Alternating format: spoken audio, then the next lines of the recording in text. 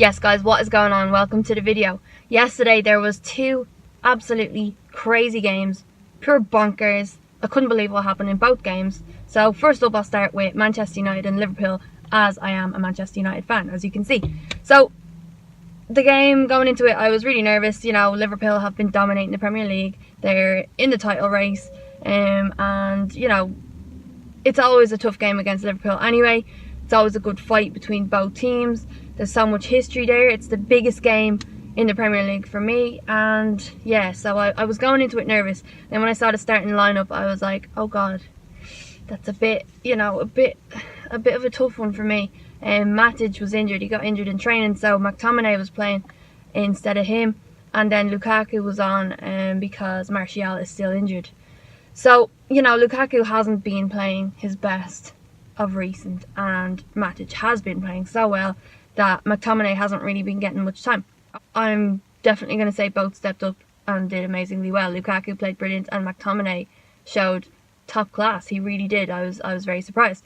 So unfortunately in the first half we lost 3 players. We used all our subs up. We even brought Jesse Lingard on, and which I think was probably a bad idea because he already had a niggling injury. So bringing him on to replace someone injured, and then he literally did a few bits and that was it. He was injured. Now then again, he came off in the 42nd minute. So that was like a massive blow for us. You know, Herrera getting injured was a loss because he's been doing so well, especially him and Pogba together. They've been doing really well in the midfield. So him coming off, terrible. Mata getting injured, not good, but kind of expected. You know, Lingard came on and he had actually the best chance of the game, I think. He was Lukaku played a ball through to him and he was so close to getting it past Ederson, but Ederson just, not Ederson, what's his name? Alisson got his hand to it, and it was top goalkeeping from him, but Lingard then just pulled his, I think it's his hamstring, and pulled that, and you know, his injury is now back again. I think it wasn't probably the right thing to do, bringing him on, especially not with full fitness, especially after losing 2 players already, you know. But look, we'll learn from that, and I think in the second half we absolutely did so well. Also Marcus Rashford, that guy is a warrior. Like, he really made me proud today, as did all the players. But Marcus Rashford, he was injured for basically 90 minutes and he continued the whole game with an injury and did so well, knowing that we had no other options, you know. So saying all that, after all these injuries and all, I still think we deserved to win. Like, Luke Shaw pocketed Mo Salah. Ashley Young did incredibly well. Lindelof, brilliant. Smalling, brilliant. Smalling came so close. He nearly scored the winner. And oh my god, it was one of those Smalling goals. He kind of scores with his header. He comes running in, and I don't know why. I think he just thought he was offside, and he just kind of, he went for it and then he went back. I was like, no! It was so close. It would have been great for Smalling to get the winner, because I actually felt before the game, I was like, I feel like Chris Smalling is going to score a goal today. Just because. He kind of scores goals when you're like really needing it and just, you know, there's so much passion there. He gets a goal and you're like, ah! So yeah, I think that would have been amazing, but I do feel that United were the better team on the day, and I think we should have won, even with all those injuries. We fought so hard, and Liverpool didn't have any chances really. De Gea didn't have much to do at all. I don't think he had to actually make any saves really. So yeah, I think we had the better chances, and I feel that we were the better team. We should have won. At least we got the point. That's another 2 draws in the Premier League, and the rest wins for Ole Gunnar Solskjaer. No losses yet, and you know, hopefully the injuries aren't too serious for the lads. This does mean that for PSG, you know, we need a lot of players, and I think the youth now are going to be trusted a lot. Tough because it's going to be against PSG. That's a massive game for these guys to, you know, come up and play in. It's not going to be easy, but look, just, you know, throw them in, why not? Alright, then the Carabao Cup final.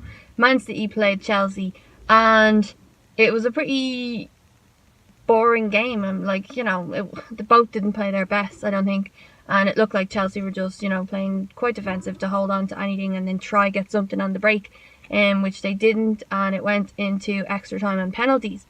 And just before I think there was 3 minutes left of play, and Kepa had been down injured, and then he got back up and he played on, and then he had been down injured again and got back up and played on. So Sarri was obviously told by his physio team, take him off. So Sarri got the guys together, board was held up, Willy Caballero was coming on, and Kepa refused to come off. I've never seen this in my whole life. I've never seen something like this ever before. It was the height of disrespect. And he was like, no, I'm not coming off. It was like your man Leonardo DiCaprio in Wolf of Wall Street. I'm not leaving. That's what it was like. I was so embarrassed. First I started laughing. I couldn't stop laughing watching this. And then I was like, is this actually happening? My mum doesn't even like football, right? My mum hates football. When I have football on, she walks in the room, she's like, well, she sat down. She watched that. She was so interested. She was asking, what the hell's going on? She loves a bit of drama, loves it. So she was asking what's going on. And she stayed, watched everything, watched the penalty shootouts, watched afterwards, watched the press conferences. She was bet into this because she wanted to know what the hell was going on and why I was so excited as well. Because not that I was excited, but I was just so totally shocked at what I just saw. I think Sarri, I feel so sorry for Sarri. That's hard to say, sorry for Sarri.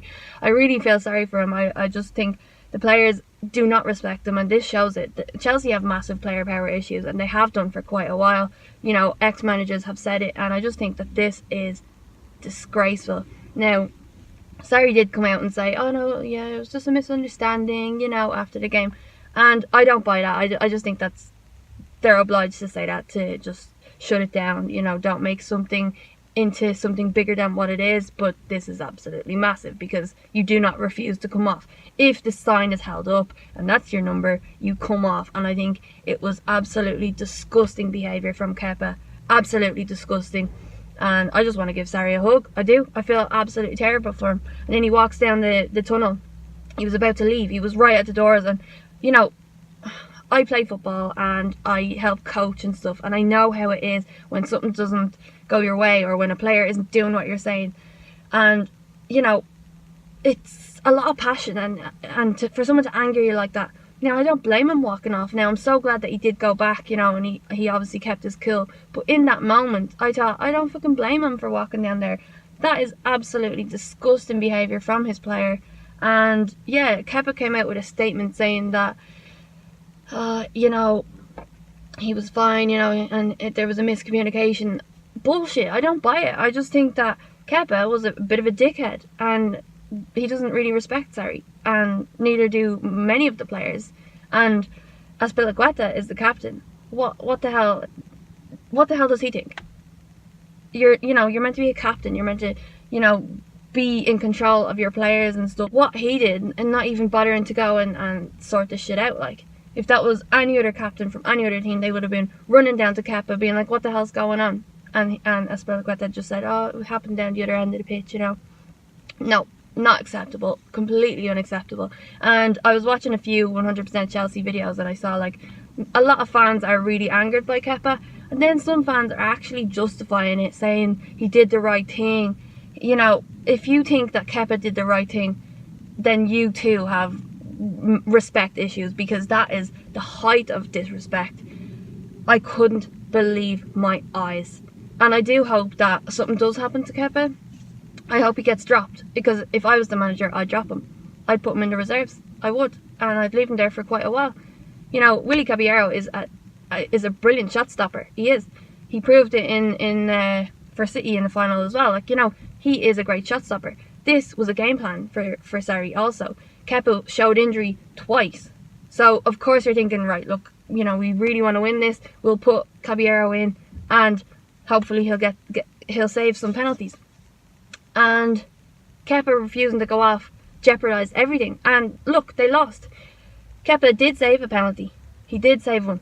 But then Aguero's penalty, that was shite. That was absolutely shite. And he went the right way, and he was too cocky, and it just went under him. And I was like, oh my god, because he went up to Aguero and he was trying to psych him out, and then he was dancing around, and I just thought, this is going in. And when he went the right way and all, I thought he had it, and it just rolled under him. I thought, that's it, that's karma. Like, Caballero would have saved that 100%. And he knows City. People are saying, oh no, I didn't want an ex-City player in goals anyway for us. What are you talking about? This guy knows them better than anyone. He trained with them. He knows their penalty techniques. That would have been a great game plan. So I just find it hilarious that Chelsea fans are justifying Kepa's behaviour. Jorginho's penalty, absolute muck. That penalty annoys me more than Pogba's penalty, and Pogba's penalty pisses me off. I don't know if you watch my videos, but when Pogba does that penalty, I die. So, yeah. Jorginho, no. I just thought, you can't be doing that penalty every time. People know. And he was found out. He's always found out. But today he actually played really well. But whatever. He was found out. That penalty, he can't be using that anymore. It's embarrassing. It's a ridiculous penalty. And to do that when you need to win, I thought it was disgraceful. So I wouldn't be having him take penalties anymore. So yeah, that's basically my thoughts on both games. I probably went into detail more on the Carabao Cup final just because that Kepa thing really got to me as a football fan, not anything else. As a football fan, to watch someone do that to their manager and to their fans, to their club, it was just so disrespectful, and that's why I'm pretty much pissed off about it. I'm angry. I don't know why I'm so angry, but I am. I don't think it's nice. So let me know your thoughts on the Man United Liverpool game, and let me know your thoughts obviously on Kepa, what he did to Sarri. So if you're new to the channel, hit subscribe, drop a like on the video, and I will see you for the next one. Thank you for watching.